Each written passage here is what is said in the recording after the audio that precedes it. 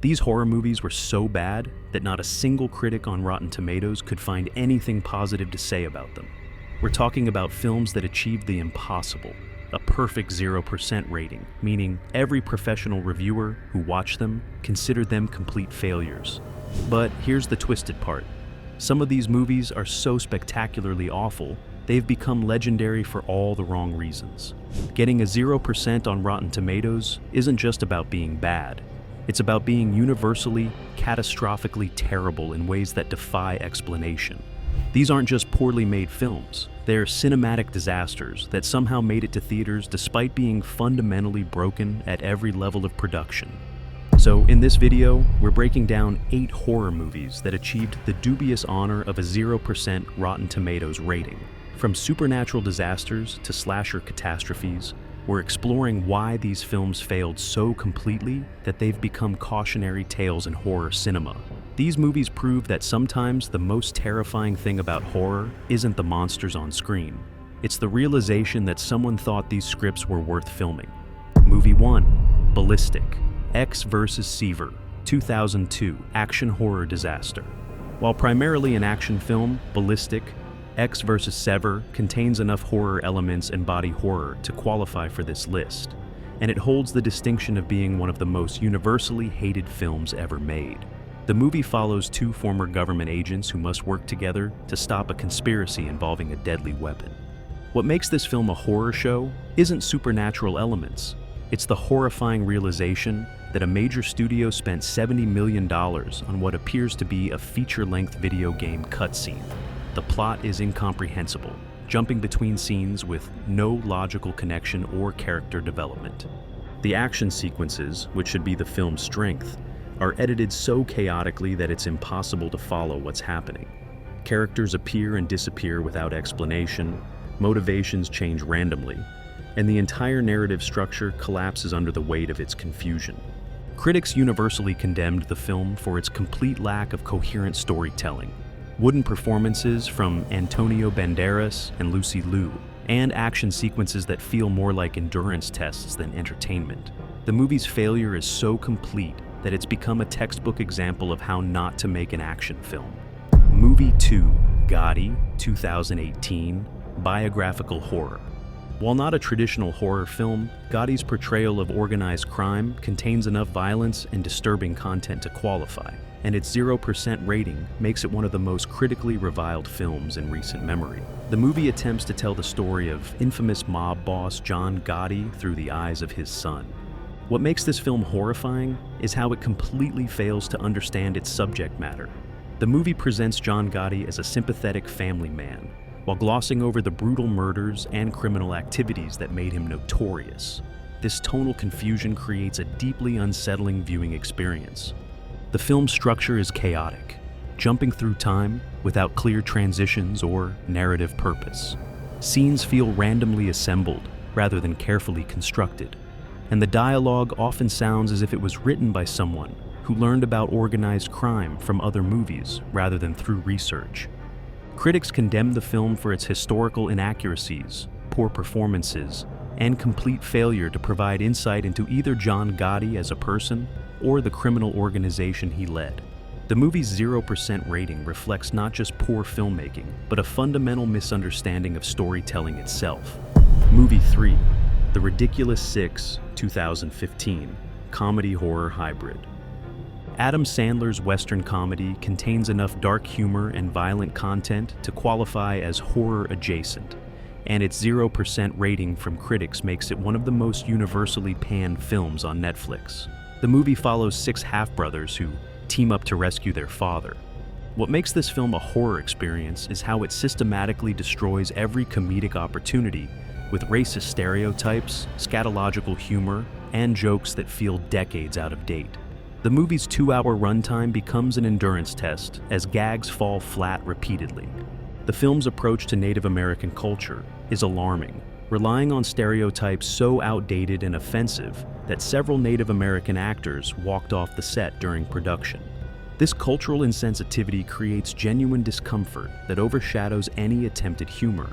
Critics universally condemned the film for its lazy writing, offensive content, and complete waste of a talented supporting cast. The movie's failure demonstrates how even established comedic actors can't save material that's fundamentally broken at the script level. Movie 4, Jaws: The Revenge, 1987. Shark horror catastrophe. Jaws: The Revenge represents one of the most spectacular failures in horror sequel history, earning a 0% rating for its complete abandonment of everything that made the original Jaws effective. The movie follows Ellen Brody as she becomes convinced that a great white shark is personally targeting her family for revenge. What makes this film genuinely horrifying is how it destroys the legacy of one of cinema's greatest horror films.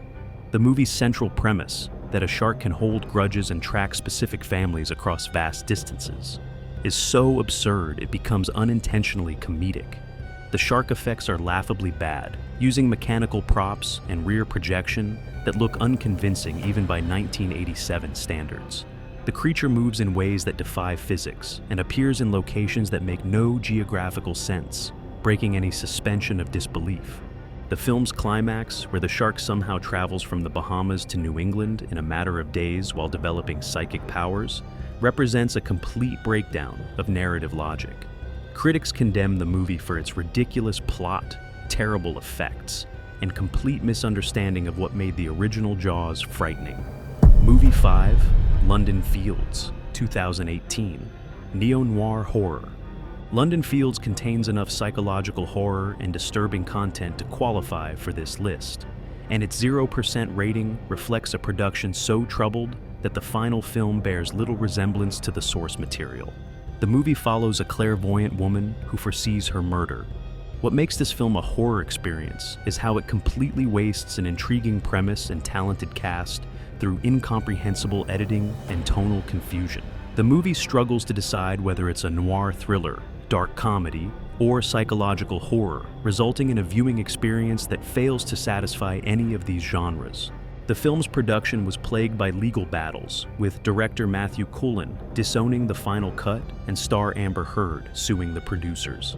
This behind-the-scenes chaos is reflected in the finished product, which feels like it was assembled from random scenes rather than carefully constructed. Critics condemned the film for its incoherent narrative, wasted performances, and complete failure to adapt Martin Amis's complex novel. The movie's 0% rating reflects not just poor execution, but a fundamental breakdown of the filmmaking process itself. Movie 6, The Last Days of American Crime, 2020. Dystopian horror. This Netflix original contains enough dystopian horror elements and graphic violence to qualify for this list, earning a 0% rating for its bloated runtime and incomprehensible plot. The movie is set in a near-future America where the government plans to broadcast a signal that makes crime impossible. What makes this film horrifying is its 148-minute runtime, filled with pointless violence, nonsensical dialogue, and a plot that becomes more confusing with each scene. The movie's dystopian premise could have been interesting, but it's buried under layers of gratuitous brutality and poor character development. The film's approach to violence is bothersome, presenting graphic torture and murder without any narrative purpose or emotional weight. Characters commit horrific acts without motivation, making the violence feel exploitative rather than meaningful. Critics universally condemned the film for its excessive length, incoherent plot, and gratuitous violence. The movie's failure demonstrates how even high-concept premises can't save films that lack basic storytelling competence. Movie 7, Dark Crimes, 2016. Psychological horror thriller. Dark Crimes contains enough psychological horror and disturbing content to qualify for this list, earning a 0% rating despite starring Jim Carrey in a dramatic role. The movie follows a detective investigating murders that mirror scenes from a crime novel. What makes this film a horror experience is how it completely wastes an intriguing premise through sluggish pacing and pretentious execution. The movie takes itself extremely seriously while delivering a story that's both confusing and boring, creating a uniquely frustrating viewing experience. The film's exploration of the connection between fiction and reality could have been fascinating. Still, it's handled with such heavy-handed symbolism and glacial pacing that any potential impact is lost. Scenes drag on without purpose, and the mystery lacks the complexity needed to sustain interest. Critics condemned the film for its pretentious tone, Jim Carrey's underwhelming performance, and its complete failure to deliver on its promising premise. The movie's 0% rating reflects how even talented actors can't elevate fundamentally flawed material. Movie 8, The Fanatic, 2019, psychological horror. The Fanatic represents John Travolta's attempt at psychological horror, earning a 0% rating for its tone-deaf portrayal of mental illness and obsessive fandom. The movie follows Moose, an autistic man who becomes dangerously obsessed with his favorite actor. What makes this film genuinely disturbing is how it exploits mental illness for cheap thrills, while completely misunderstanding the conditions it attempts to portray. Travolta's performance feels like a caricature rather than a genuine attempt to understand autism or obsessive behavior. The movie's escalation from awkward fan encounters to home invasion and violence feels both predictable and exploitative.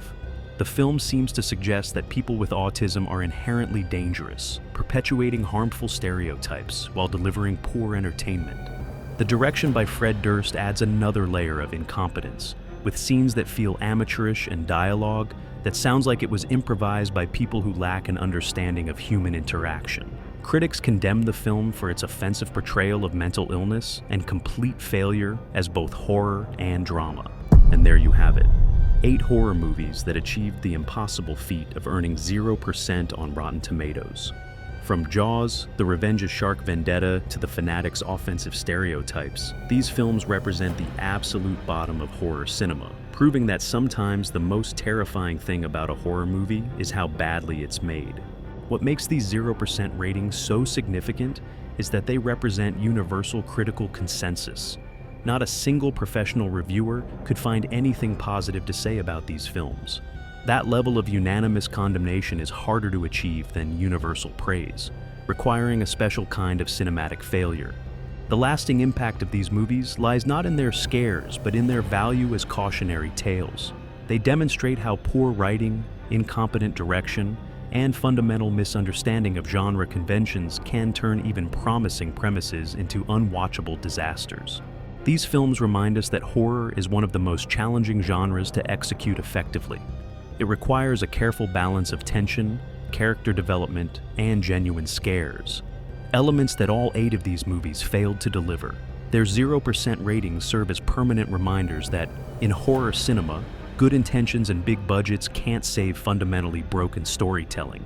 Which of these 0% horror disasters do you think failed most spectacularly? Have you been brave enough to watch any of these critical catastrophes? Drop your thoughts in the comments below, and don't forget to subscribe for more explorations of cinema's biggest failures. Remember, sometimes the most educational horror movies are the ones that show us exactly what not to do.